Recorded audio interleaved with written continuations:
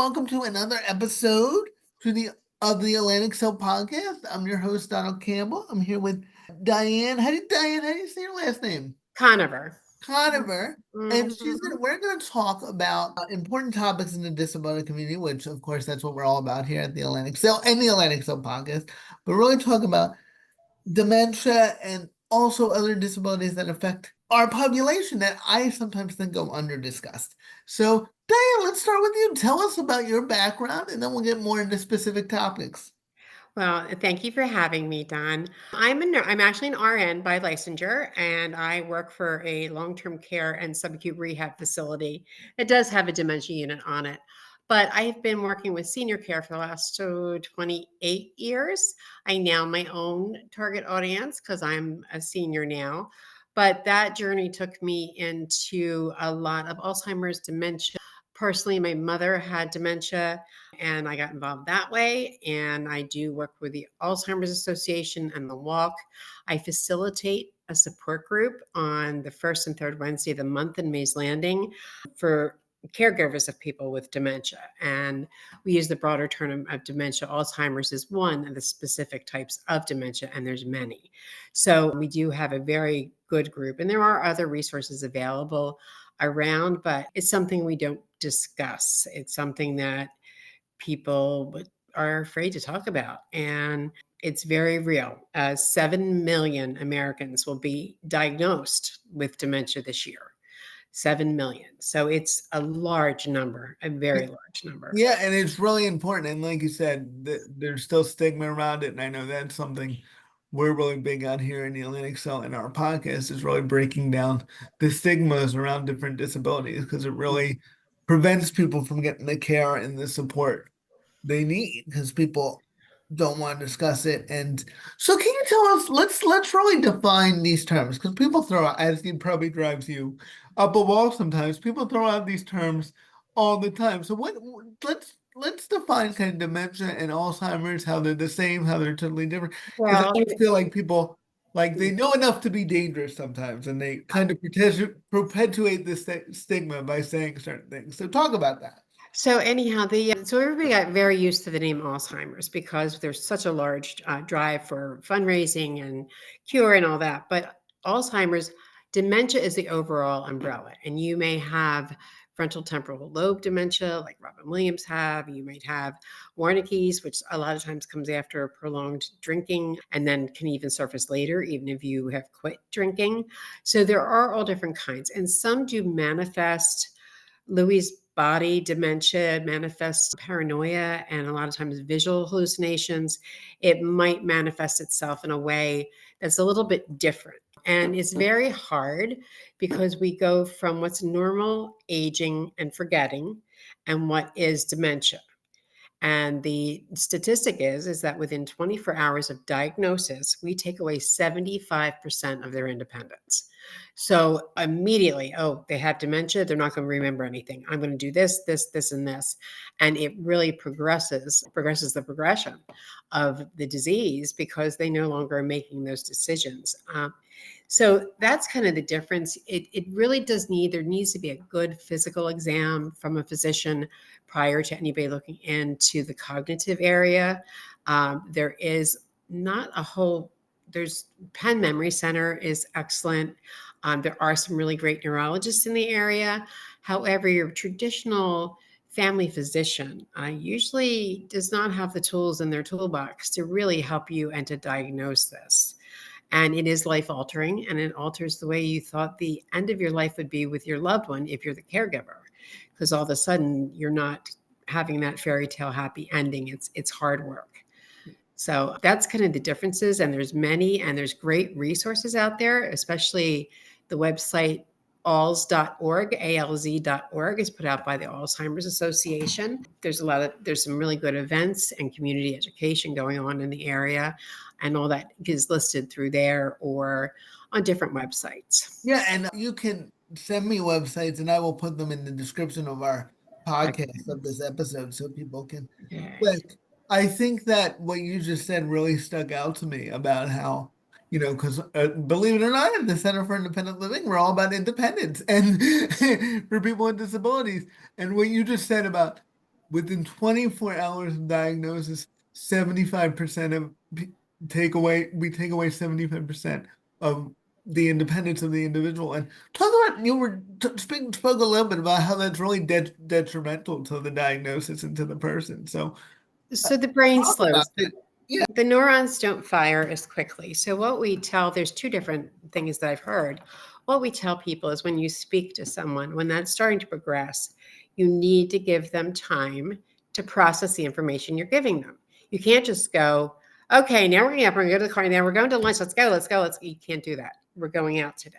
And they won't remember. The further back the memories, the more they remember them. The more current the memories, the less as this progresses. So say it's something as simple as brushing their teeth. You can't say, come on, it's time to brush your teeth now. It's more, we have to get up and go to the bathroom to brush your teeth. And then you have to give them some people say 19 seconds and some people say a minute and a half. And that's a long time. Yeah, If I said to that's you, two different ends of the spectrum. yeah, if you're having a conversation and I say to you, it's time to get dressed. 1, 2, 3, 4, 5, 6, 7, 8. Yeah. To see what I mean? And that's just your normal routine conversation. And that is one of the hallmarks of how to maintain some type of conversation with them because those are shut down. In the beginning, so many people say, they knew something the loved one would say they knew something was wrong. They just couldn't process it. My mother used to take notes. So she knew enough. She had vascular dementia, which is that from the narrowing of the blood flow to the brain, to pick up the notepad to say, like, oh, did your daughter have that test on Friday? But she didn't know enough to remember that she had a test on Friday. Right. And so it's processing, it's giving them a choice, but still maybe limiting the choices. You can't open up a closet and say, what do you want to wear today? You can put out two outfits and say, do you want the blue one? Do you want the red one? And then there's also different physical things that manifest as things progress. It's still a fatal disease. There's no cure. There's research being done, but it is still fatal. The life expectancy has increased because we're diagnosing it earlier. Right. People are having these concerns. And we do tell people if you have concerns with your loved one and you're going on that routine doctor's visits, write it down because it upsets people. If you say, I think you have dementia, well, demented people put that back to mental health wings and the wards. And, demented has a horrible connotation to it, Right. horrible, and I think one of my prior support groups, I had a gentleman come in and he said, I know what I have. And now I know I need to know what's going to happen to me. And there's no clear path. You can be in between one stage to another, but in the end, it is fatal. And it is very difficult to deal with. 7 out of 10 people will wander. And I've sat in these different support groups. I've actually had support groups now in different venues for probably 10 or 12 years. And, this woman, my husband's fine. He's fine. He's fine. I leave him, just come here for an hour. And then one day she went home and he wasn't there. And she called the police. They said, oh, well, we know where he was. He was in the middle of the parkway, walking down the parkway. Wow. So it's not a question of will they, it's a question of when. Right. So in these groups, we go over the security procedures and the procedures for them. And it's the cost of dementia. It's $360 billion a year right now in our nation. They're saying that within a few years, they'll be up well over $1 trillion. And a lot of it is unpaid caregiving. It's family members. And it's hard. I mean, there's tricks and tips to learn by going to different support groups, and there are different support groups in the area at different times. And there are some that are virtual, so you can just get on a Zoom call and find it that way. But there's a couple of tips and tricks, but it's not going to get better. And I think that's what breaks my heart is that people come in and want it to be better. And you lose them before you lose them. I had somebody say to me facetiously, well, now your mom will never watch reruns on TV again. And my heart was broken. I just couldn't even speak to that person. When do you take away a driver's license? When do the things that people don't think of, like you need child locks in your car so they don't get out of your car, Right. all these safety features. But it is, again, and it's such a disability and disabling to the caregiver because you need to have eyes 24/7. There needs to be little contact alarms on the doors. There's, you need to be present at all times, or someone be present. And, especially older couples where they've pledged to love and cherish and honor for the rest of their lives. And then that life doesn't look anything like you thought it would. Right, right. And now the whole dynamic has changed. Mhm. Yeah. Everything is different than what you've expected. Talk about more about that stress on caregivers and Mhm. sort of the limited resources that are out there sometimes and what we can do that would help. Maybe is there anything that would be better? Any Well, change? there is. The Atlantic County has graciously given a large grant to Caring Incorporated in Pleasantville, and they do have out in Mays Landing a daycare. So they pick them up if you want, and they're there from like 10 to 2. They bring them home, and this is not income based, and that's a lot of the problem. A lot of things are income based. Yourself, like even if you're going to work on the Medicaid program, you need to have certain insurances in order to get additional home care, which is only additional. It's not 24/7. But that is, right now, that's one of the most shining stars. And Caring also has a program that it's just a companion that will come in and sit with them and watch TV for 2 hours a week so that you can run to the store. Or one woman, her mother shadowed her so badly, like she couldn't even go to the bathroom by herself, that she went in and took a nap or read a book just to have Wow. alone time. So that is out there in our community. There are other adult daycares out there. Problem being is that some of them cannot give medications and they're there all day. Or if they are agitated in any way, they cannot have them in that program because they can't affect the other people. Right, And then the guilt, the caregiver guilt of, well, she told me she doesn't want to go back to the place, or he told me he didn't want to go back. I right, mean, I had one woman that very thoughtfully said to her husband, "Are you going to work?" So he would get on the bus and he would go to work. But if she put him in the car and try to take him there, right. so, there is that, and things do change. So I have had people go there and they were inappropriate for that point in time, but then they did get calmer, or the situation changed, and then they did accept them. It's so much of it is private pay because of the hours involved. And that's the one thing. I mean, the Alzheimer's has a small grant, a very small amount of money that you can apply for every once in a while. There's a big, and I'll send you this too, called the Seminar by the Shore, that there is a cost for, but there's scholarships available or money available. And it's going to be September 26th over at the Convention Center. It's there every year, and there's a lot of speakers, and you choose your topic. You can come and there's somebody that's doing more the medical and the what they're working on the medications and that type of thing. And then there's some that are more just about behaviors and stuff like that. You can bring your loved one with you, and they have free daycare that day for your loved one, and you can enjoy these conferences. And that again is September 26th. It starts at 8:30 in the morning. I believe it ends around 4. There's a keynote speaker. There's a lot to consider when somebody gets dementia. It not only affects the brain, it affects the body. So you start to shuffle. So, there needs to be a good look at the throw rugs, anything in the house, and you can usually get a PT, a physical therapy eval for that. Anything with a pattern they think is a hole and that they're going to fall down it, and you'll watch them stumble. If you have a rug that's very patterned, they'll get to a certain area and they might want to stumble because they think that it's a hole. Their vision gaze also goes downward. So everything has to be lowered. Like I know people that have put pictures, like if this is your underwear drawer, they put a picture of the underwear on it for as long as they could still get that out Yeah. themselves. Or they would put a picture of the bathroom in front of the bathroom. In my facility, sometimes there's a big picture of their name outside their room, or a memory box with things that are specific to them, not our building, but other people have done that in memory units. It's very for the caregivers. If you go through Medicaid, you can get a 5-day monthly respite usually to give you a break and have them placed somewhere that has a dementia unit that is secure and that they're used to working with people with dementia. And then there was a lot of work, and then the pandemic hit on dementia friendly towns. And what that was going to be is, say you'd go into ShopRite, dementia and any type of disability, Right. there'd be a certain checker that could check out more slowly than the other ones because they are rated on how much they how quickly they can process somebody. But you can't do that with somebody with dementia. Or restaurants that would know. We do hand out cards that say, please be patient, my loved one has dementia. So if they're out at a restaurant, if they're out in the store and there's some odd behaviors, you can hand this business card to somebody and they'll know that this person has dementia. Yeah, I was gonna ask.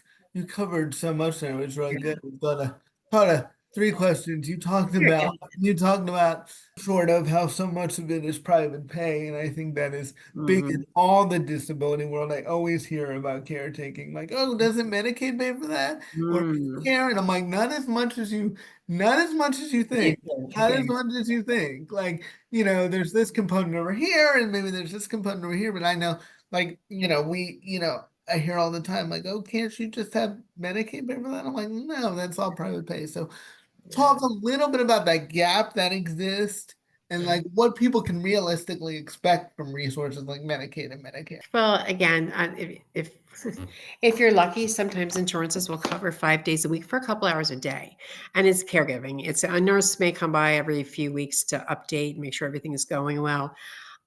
Some people, it is a terminal illness, opt for a hospice benefit, which is under your Medicare, and that's one thing everybody thinks that Medicare is, Yes. and they only I cover lived the that world nursing. with you too. Yes. Yeah.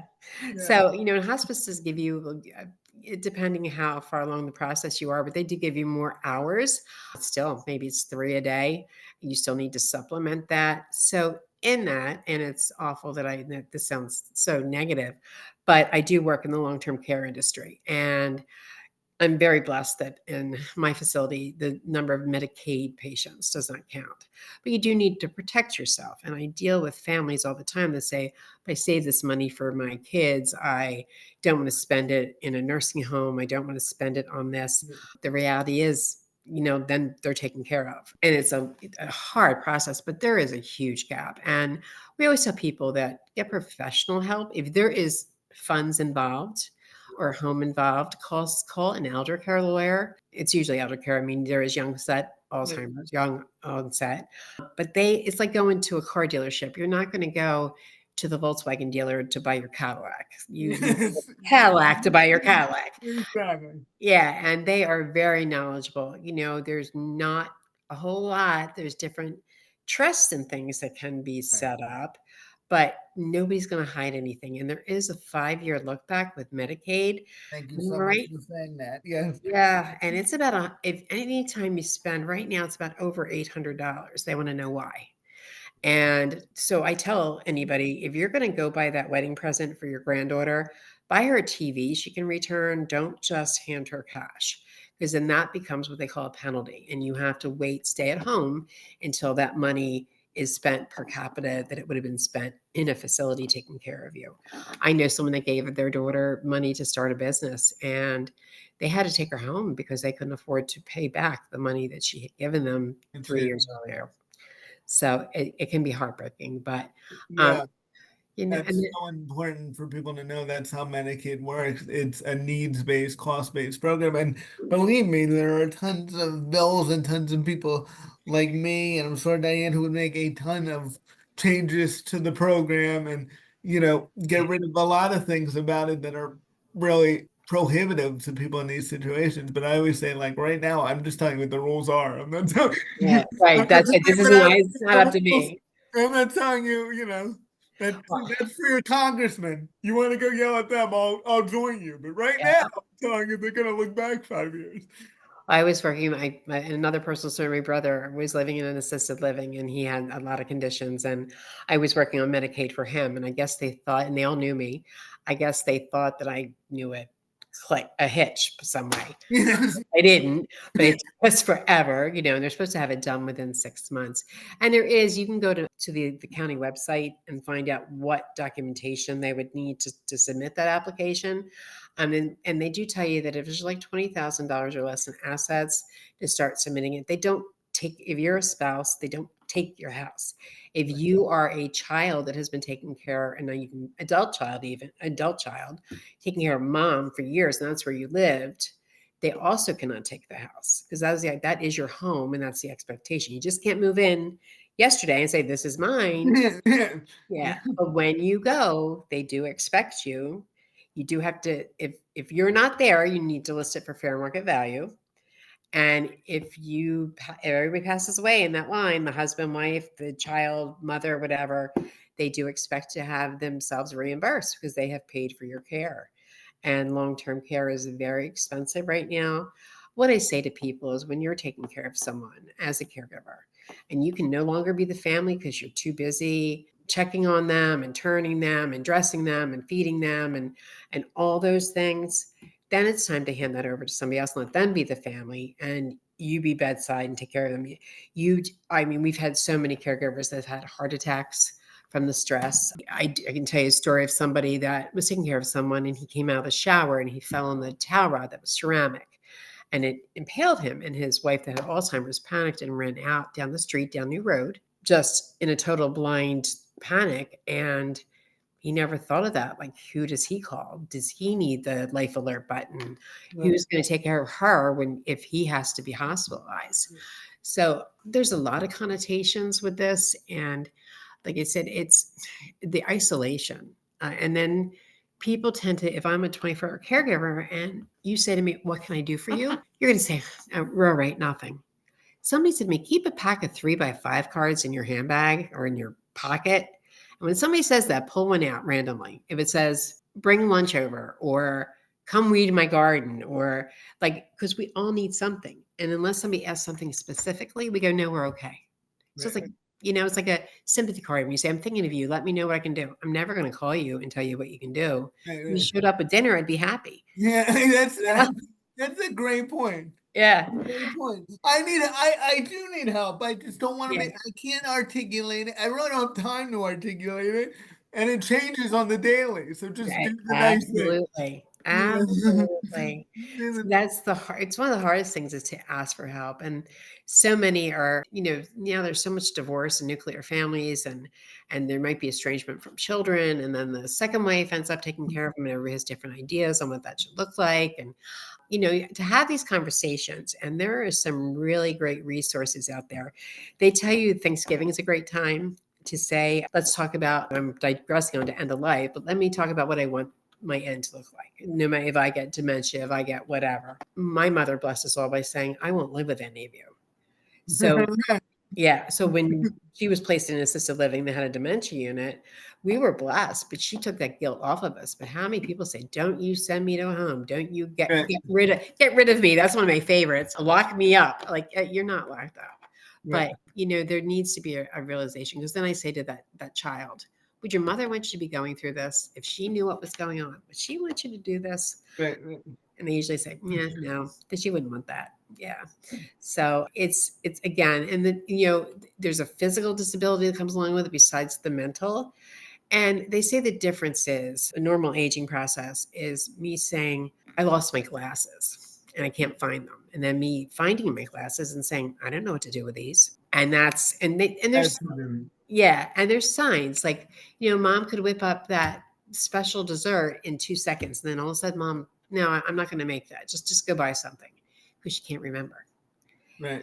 So, and you don't realize that's what's going on. And a lot of people also hide it from their families because they feel embarrassed. And like if I said I had cancer, there would be 50 people with casseroles outside my. Right. Yeah. Yeah. I say dementia and they run, what I can't talk to them. The best, I can't stand to see them like that. You know how often we hear that? Yes. I can't stand to see them like that. Okay. And there's patterns. There's like with the Lewy bodies and with some of the frontal temporal, you get some paranoia. Some people get any type, there's an underlying mental illness that can exacerbate. And I just had one lady that her husband talked somebody in the family into taking him out and he bought her $150,000 car that she can't afford and he can't drive. So Wow. yeah. So there's different things. And you know what? And support groups are a place where you can laugh and everybody's kind of in the same boat and it's okay. and it stays there. It's Right. confidential. We don't use names. We don't. And even if I saw them out in the community, I need to have your okay to Yeah. say, like, this is how I know you. You know, Stockton runs a great support group on Tuesday mornings. Half of it is virtual and it's education on maybe incontinence or mobility. And then the other half is true back and forth, not true, they're both support, but true back and forth support. And I have a lot of in my support group that go to both because they just need as much help as they can get. And when they tell family members, I need to go to support group, they're a little more willing to come over and help take care of them. Right. Right. Yeah. If you say I Right. want my hair done, they're going to say, yeah, no, see ya. Yes. Yes. Yeah. Yeah. Right. So that was going to be one of my other questions. So how can we, as people who maybe know somebody going through this, who aren't going through it ourselves, but how can we actually be supportive? You talked a little bit about it with like, just do the nice thing. But what you said really spoke to me too about how if somebody has cancer, like the culture is so different. I hear that a lot from people who have loved ones with mental health disabilities. Like Right. if my kid has, bipolar or schizophrenia, nobody cares. But if my kid had cancer, they'd be Oh, at, yeah. at the door. So how can we actually, and it's just somebody with a disability with cerebral palsy. I know sometimes, like even something like cerebral palsy, people don't know how to just act like like not make the situation worse. So how do we like as outsiders have empathy, but also not pat a person on the head and be condescending and be helpful. Well, first, in dealing with the person with that disability, and this goes over all the genres, and I think you're going to see that it's the body language. Right. It's getting on their level, not speaking above them and down to them if they're wheelchair bound or seated. It's a physical touch. It is all those things that goes through anybody going through anything, but you can watch people when there is that body language of acceptance and things like that. The other thing that people can do is get to learn people's routines before it's too late. So they tell you like to go into the bathroom with your loved one and watch because you may get in the shower and wash your hair and then wash your body. I may wash my body and then wash my hair, or I may do my face first, or I might use a lot of soap or a little soap, or a little piece of toilet paper or a big piece of toilet paper. But they're the things that if somebody's trying to help you and they do it differently than you've done it all your life, you will get resistant. So true. Get resistant. Like you need to know that. I mean, I went to a conference, they put a roll of toilet paper and they said, take what you need. And we thought, what are they talking about? And he said, because, and if you grew up during depression times, use one square if you were lucky. So that you do need to learn people's routines. You need to, and it just can't be one caregiver. There needs to be a lot of familiarity and there needs to be somebody that's their safe haven. I think you're going to see this too against all genres of someone to talk to with no judgment of no, you go through the stages of death as before they're gone because you've technically lost that person. So the anger and especially when it comes to the resources and the supports out there, the Mental Health Association, we did have a group that was meeting for caregivers of all disabilities. It got very elderly, top heavy, but and there's you can only be there for people, and then there's just nothing. It's not going to make this better. It's not going to make a chronic condition go away. But how do we do it the best? How do we help the person helping the person? Do they need help being fed? And then on that, there's a whole education that to properly feed someone that needs to be fed takes like 45 minutes. You can't just shove food in their mouth and walk away or take the plate and mix it all together and shove it in. They're going to know that that's not right. What you're saying is so just really speaks to me as somebody who has again not nowhere near the same thing, but it's so important as somebody who's had AIDS and had caregivers for them to still treat you like a person and not like act like you're not in the room and like just because you need help with this one thing that doesn't mean you don't notice when people are talking about you. Like you pick up on all that stuff and even like just respecting your routine and how you like things done.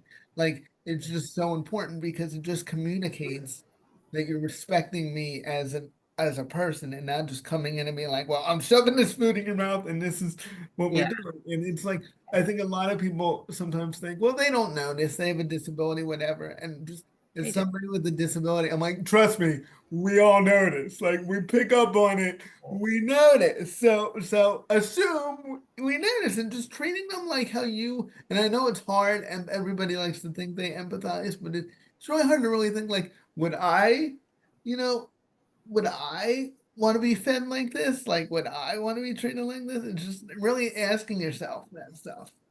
Well, even the professionals, I said there's times like, when you hear stories, oh, my call bell wasn't answered. You want to just strap somebody into bed and have them really have to go to the bathroom and see how that feels. Right, exactly. Yeah, you don't get into healthcare if you don't have the heart of healthcare. That's for Yeah, sure. And yeah. it is that everyday thing. And especially the number one reason people are put into nursing homes is when they become incontinent and Right. that people don't want to deal with that. Like, okay, it's incontinent. I know I'm a nurse, so it doesn't. Okay, it's incontinent. You know what I mean? It My is. best friend's a nurse too. It's like you just roll with like you have no Yeah, yeah. You have no clue what roll I've with seen, where I've been, where like it's not a big deal. But especially when it's a parent and child, like we find a lot of males, the daughter's taking care of them, and when dad says, "Don't move me," they don't move them, and right, then dad has bed sores. You know right. what I mean? Like sometimes you have to step back and make sure that the plan you have in place is appropriate for their overall well-being and their care, just because that's, I mean, there's certain things you don't want them to have breakdown that leads to infections and things like that. The nutrition, a lot of times your taste goes also with Alzheimer's. And, if they want to have orange soda for every meal, okay. Yeah. What's the harm in that? If this is Right. I always tell everybody it's chocolate pudding for me. Just keep giving me chocolate pudding, just right out of a can, and I'll be fine. Or take, the boost tastes awful. Put some sugar in it, put some ice cream in it, and whip that up, and take care of Soda for me. I'll put that on the record on the podcast so that. people can But look at it's soda for me. Soda for me. So Yeah, it's well, that's we actually I worked on an oncology floor and we had a little file box, and we all had the way we wanted to be treated. And it was like, I want my nails done, keep my underwear on. This is in the hospital. This is the radio station I went on. I want the chocolate pudding. But it's funny, and you don't realize you even want these things. So that's so important. I think that's like so important. And so like there is caregiving is such a difficult thing, but there is a way to do it that I think is more dignified for the person. Mhm, And it's so mhm, important to keep that. And I'm not saying it's easy. I'm not saying yeah, but I'm just saying like I'm somebody that's been on some degree of the other end of it as a person with a disability. Like there is, there is a way that I wanted to be treated, and some people were awesome at it, and some people you did. So I'm like, okay, this isn't right, this isn't your thing. This isn't your thing. And the best people were actually the people who were humble and actually listened and actually didn't try to fix everything. Like those were, just right. being in school, those were, somebody who had a lot of AIDS and had a lot of that I need a lot of help with a lot of things. And the best people were the people who said, how do you like things done? Like this is what the instruction guide said, but I want to check with you, and is this accurate? Like those were the best people, not the people who came and tried to run everything and thought they knew better, you know. Yeah. And that can be a mindset like, here, get in the shower. We gotta get something. Can you Yeah. imagine being naked in front of somebody you don't know all of a Yes, sudden? There's yes. still that in your mind somewhere that it's inappropriate to be naked in front of strangers and let Right. them throw you underwater. Like, Right. Yeah, yeah, yeah. exactly. Exactly. So, You're just asking things like, are you comfortable with this? Just and even and by the way, that but just just communicating that tells me that this person is actually paying attention and listening. So it mhm. just sets the tone. Whereas when you come in and start trying to run everything, I remember thinking, oh, this is gonna be one of those aids. Like, Oh yeah, oh yeah. it's gonna be a long day for me. Like, it's gonna be a Yeah. long And day. then even as a caregiver, I have one lovely lady tell me that she likes to do those word search books. And in fact, I gave her a whole bunch of them. And she said the caregiver was like picking them up and doing them, like overstepping their Yeah. bound. Like, she's like, this guy's doing my books. Yes. I'll get you some more. But it is funny how there are different, and there's cultural differences Right. between sometimes what we feel is needed and how we wanted to be treated. Do we, to be asked and to be, and even the mother is the maternal figure. And usually they're the best ones on giving the child a guilt complex and saying they Yes, didn't yes. do this, they didn't do that. It took them 3 hours to change my day. Like, okay, well, if they can remember that part of it. Right. But yeah, so a good communication. The other thing a lot of people don't realize is if you are on Medicare, and I'm addressing this because a lot of it is an older issue. If Right. you're on Medicare, that physician is paid additional money for once a year to have a longer visit with you. So when they try to rush you out the door, mm-mm, they are being paid by Medicare once a Right. year to have a more in-depth, and at that time, they're supposed to speak to, I don't know if you've ever heard of a pulse physician order for life-sustaining treatment. And What what is that? Explain that. Okay, so we've all probably heard of an advance directive. Right. So it's a little bit more than an advance directive, and it is what they call portable. So an advance directive, if I'm with you and you have one that says, "Don't resuscitate me," and I take you to the emergency room, guess what? They have to try to resuscitate you. A pulse, which people tell you to put on your refrigerator or copy in the glove box, is physician's order for life-sustaining treatment. I don't want this, I do want that. Because a doctor has discussed this at length with you prior to that, they do not have to do all those things. Because there's nothing worse than putting somebody on a ventilator and then realizing Right. this wasn't their wish and having to withdraw that when you see their chest still going up and down, but they're not there. So it goes over all the different things you want. I believe now that a nurse practitioner can also sign that. So, it's one thing that somebody should ask the doctor about that has a chronic condition, not only Alzheimer's, but any chronic condition. Again, the whole financial piece and a lot of these banks, you need to have their power of attorney. Like you can have a power of attorney, but then it needs to be submitted for approval. And I had a woman that he was online and he was just kept moving their money and putting it all over the place and things were bouncing left and right. And, then she had to take over all that.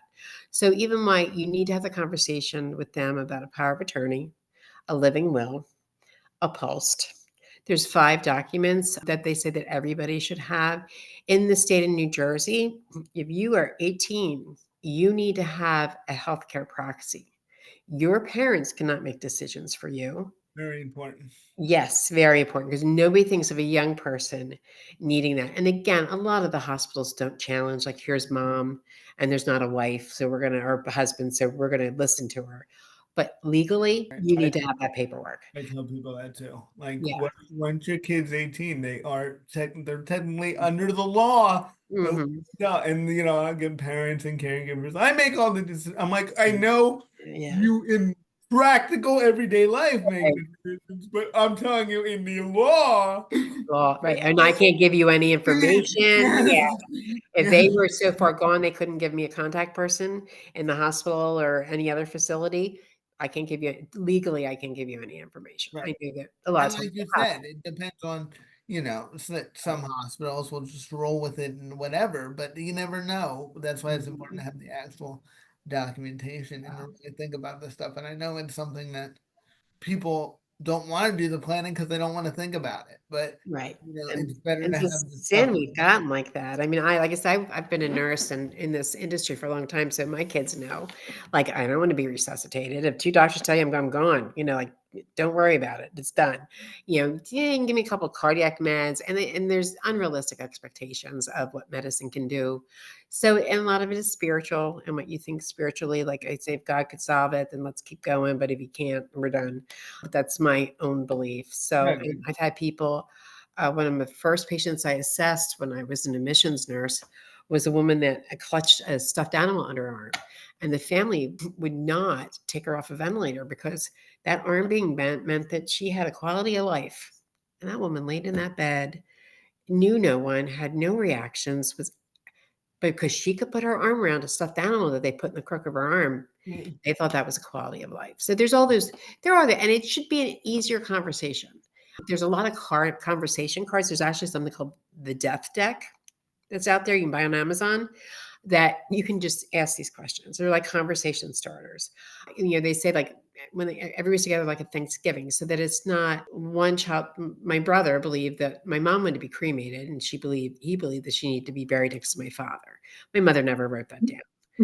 Right. It needs to be a conversation. So she was buried, but it needs to be a conversation. And a lot of people just say, "Well, I don't care. I'll be dead." So whatever. I'm like, well, how do we get from disability to dead? But Yeah. that's yeah. I guess I got off the track. I can go on forever about a lot of things. I've been doing this a long time. No, I mean, this has been a Yeah. great conversation, and we talked about Alzheimer's, dementia, caregiving etiquette. Like I think we've Mhm. covered just a lot of topics Mhm. and a lot of people, and it's really been a different topic in the disability world than we've had your episode 41, and this has covered a lot of things Yeah.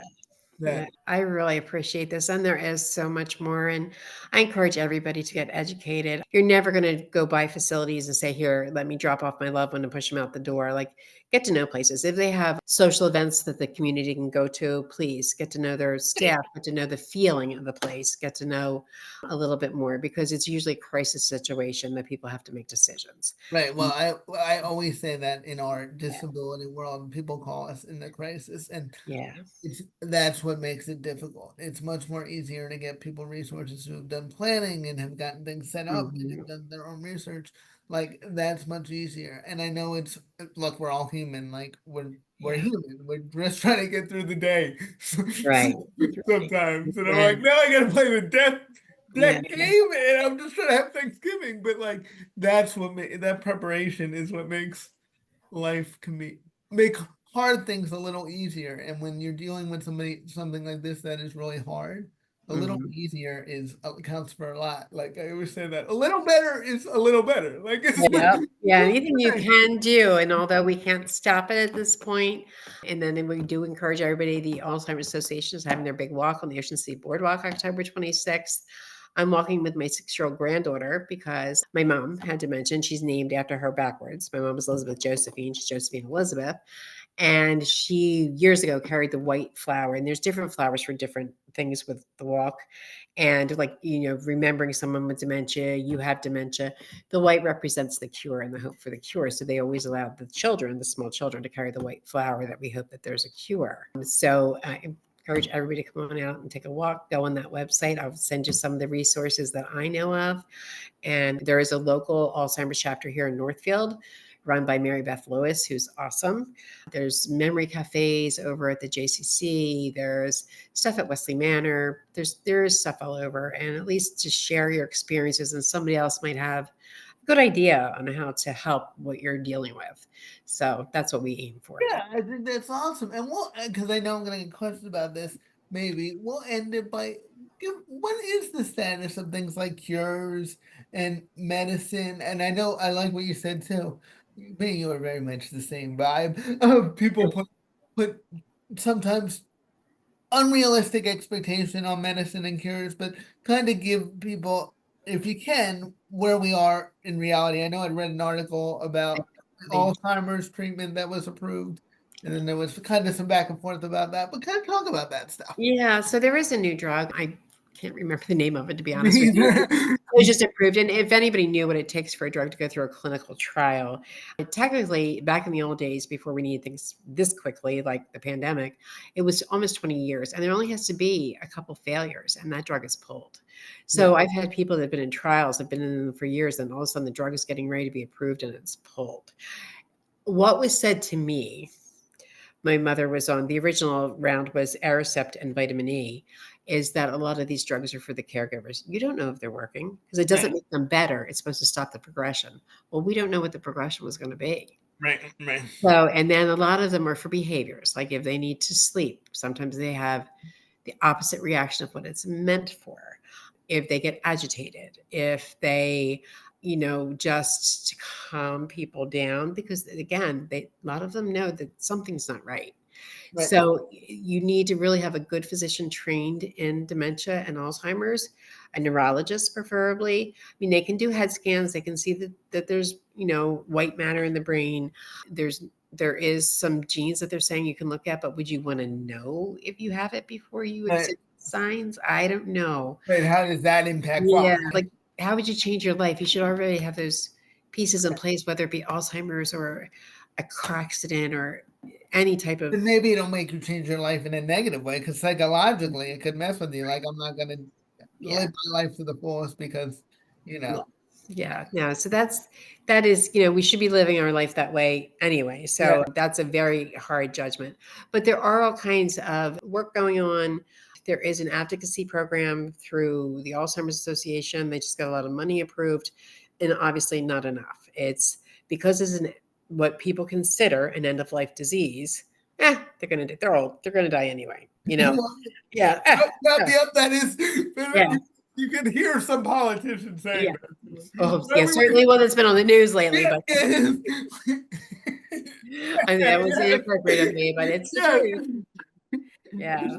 So it's we can be there for each other, and we all are a community, and we all got so isolated during the pandemic, and it is time the doors are opening up again, and there's things to open up, and also be aware of what your loved one likes, because a lot of times responses to music and appropriate music. Don't put on Glenn Miller, who was in the 40s, because now I think that was 80 some years ago, so they weren't 20 listening to Glenn Miller. Put on your 60s music, but a lot of times music can bring around art like paintbrush and sometimes you have to put a hand over hand and help them guide and talk to them about what they're painting. Right.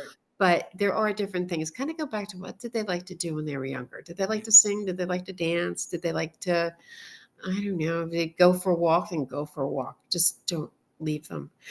Don't leave them Yeah, somewhere. I Yeah. just hear you saying that there is progress being made. It's slow, but also Hmm. keep your foot on, try your best to keep your feet on the ground about it. Yes. And Yes. nothing excuses, nothing is going to replace right now doing those basic things and preparing of treating somebody Right.